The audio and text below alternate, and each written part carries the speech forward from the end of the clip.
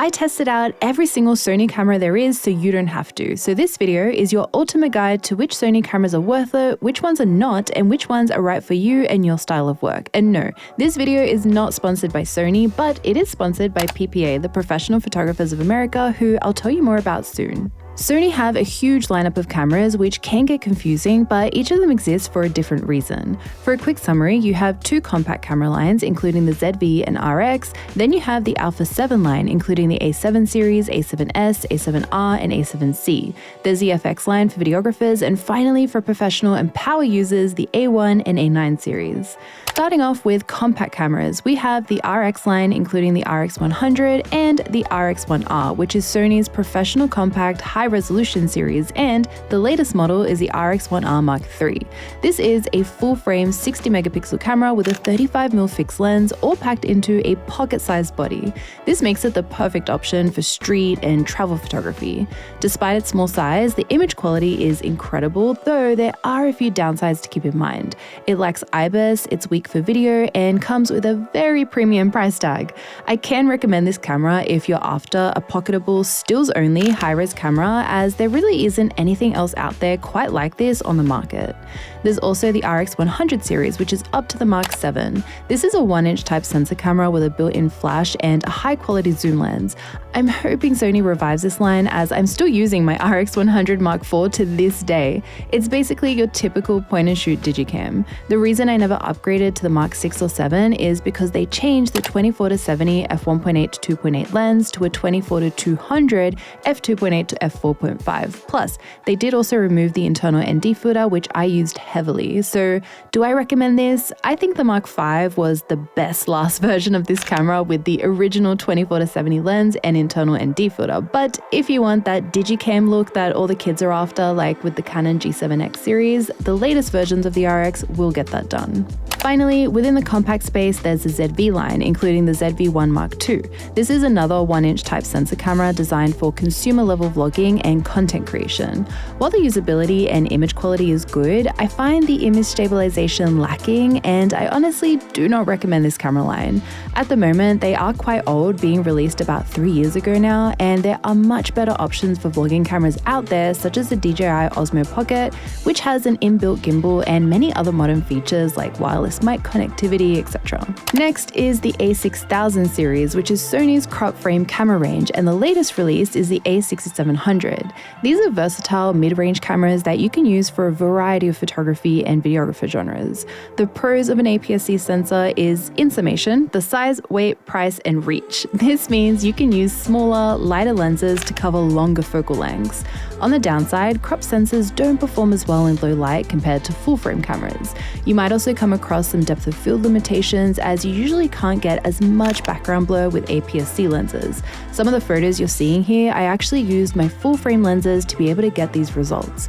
Do I recommend this? Yes, this camera series is a good option for content creators, casual photographers and videographers, dedicated APS-C users, or anyone who wants a smaller, more affordable system. It's the perfect balance of size, price, and performance if you don't need full frame.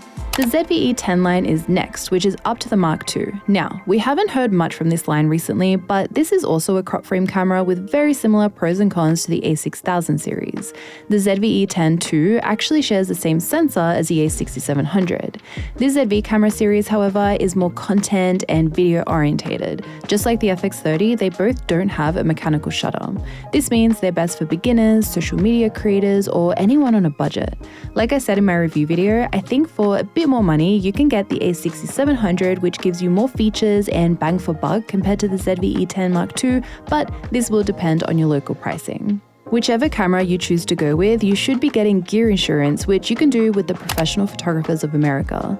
As a PPA member, you can enjoy not having to worry about gear damage or loss with up to $15,000 worth of equipment insurance, as well as access to data loss recovery. They have a ton of resources to help you get started with your new or established photography business, so things like customizable contracts, pricing guides, portfolio reviews, marketing templates, legal resources, and heaps more. And you will also have access to events like Imaging USA to be able to connect and learn from other photographers. So if you want to join PPA, please make sure to use the link in my description to get a discount on your membership. Moving on to full frame, we now have the Sony A7C series, with the latest release being the A7C II. This would be the most entry-level full-frame camera available in Sony's lineup and is regarded as a hybrid photo and video option. The A7C II features the same sensor as the A7 IV, however, it comes in a lightweight and compact body. This makes it a fantastic camera option for travel creators, vloggers, an everyday camera, or as a second camera body. Do I recommend it? Well, while all the features sound amazing, there are a few downsides to consider, such as it's not suitable for professional work as it only features a single card slot. The EVF is quite small, which can be fatiguing if you plan to use it a lot, and it has an electronic first curtain shutter only, which means there's no full mechanical shutter. While it will be fine the majority of the time, this can cause image quality issues with fast-paced subjects and when shooting in artificial light. I would be also cautious about buying this camera now, as the A7 V released late last year, and these two camera lines usually share a sensor and features, so we might be seeing an A7C III come out eventually, maybe even later this year, who knows, but overall it's a great compact full-frame camera. Next is probably Sony's most well-known camera series, the A7 line, which is another hybrid option. The A7 III really started it all off for Sony, and it's still a great camera to this day. Then came the A7 IV, and more recently the 5. To be honest, it doesn't really matter if you're going for the 4 or 5, they're both great options in 2026. The reason the A7 series is so popular is because it's Sony's entry-level to prosumer full-frame camera line. The 4 and 5 offer a great all-rounder 33 megapixel sensor, which is useful for most genres of photography, with the 5 now being semi-stacked for even more versatility with fast-paced scenarios. The pros of the A7 series is that it provides excellent image quality, great autofocus, and is lightweight for a full-frame camera. It's best for photographers who want a do-it-all camera. I use it for travel photography, portraits, and weddings. While it can do everything well, some of the more advanced features in the camera are still limited compared to Sony's flagship offerings, which we'll get to in a moment. I can't talk about the A7 line without giving a moment to the famous A7 III.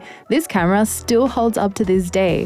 While it features Sony's old menu system, if you can get this camera for a good price, it's such a great option to get started with photography on a full frame level. I have lots and lots of A7 III videos on my channel, which you can watch to get an idea of how this camera performs. We have the A7R series next, which is Sony's highest resolution full-frame camera available, with the latest release being the A7R 5. This camera gives you high megapixels for detail and cropping, making it the perfect option for landscape, commercial, and studio work.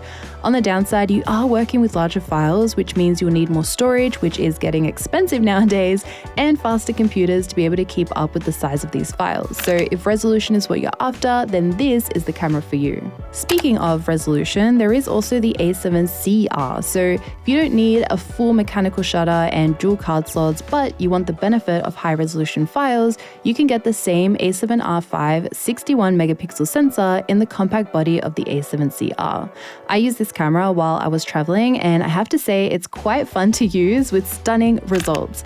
Although for me personally, I don't benefit much from having these larger files, so I am just going to stick to my Sony A7 IV. The Sony A7S series is low light and video orientated. The latest camera body is the A7S III, which was released about 6 years ago, and I'm starting to wonder if we'll ever see an A7S IV or if this line has been replaced by the FX3 series. Let me know what you think in the comments. This camera has the smallest resolution full-frame sensor of any of Sony's cameras at 12 megapixels. You can use this camera for stills, as I have a few times, but this camera line is definitely better for videographers. Can I recommend the A7S III? While it might be showing its age in features, it's still such a strong and capable camera that I'm still using to this day. It has excellent noise control and good video quality in 4K. Even if an A7S IV comes out, it's highly likely that it will have a different sensor, which makes the S3 still a relevant camera. Another line that we haven't heard from in a while is the ZVE1, which shares the same sensor as the A7S III and FX3. If you don't need an EVF, dual card slots, or a mechanical shutter, the ZVE1 is a cheaper alternative to the A7S III for someone wanting to get into videography or content creation. Again, since we haven't heard anything about this line for a while, I would move with caution, as there could potentially be an update on the horizon. The A1 series is Sony's flagship all-rounder camera for both stills and video. The A1 II, released in 2024, features a full-frame 50-megapixel stack sensor and is the top-of-the-line camera body for many genres like sports, wildlife, weddings, and video. The pros of this camera are its autofocus, video capabilities including 8K video, shooting speeds, and silent shooting. The main downsides here are its price and the fact that this is probably overkill camera specs for a lot of situations.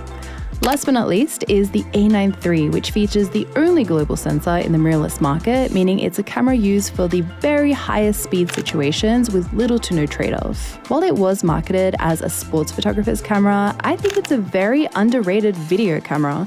I've been using it for videos since it came out, and I really enjoy the quality of the footage. I also find the A9 series has long been a wedding photographer's camera. The global sensor of the A9 III now is helpful, as wedding photographers often have to shoot in a lot of fast-paced scenarios and in sketchy lighting situations. The cons, however, are the price, of course, and you are only getting 24 megapixel files, which is fine for the most part, but doesn't leave a lot of room for cropping. So which Sony camera is your choice and what do you use it for?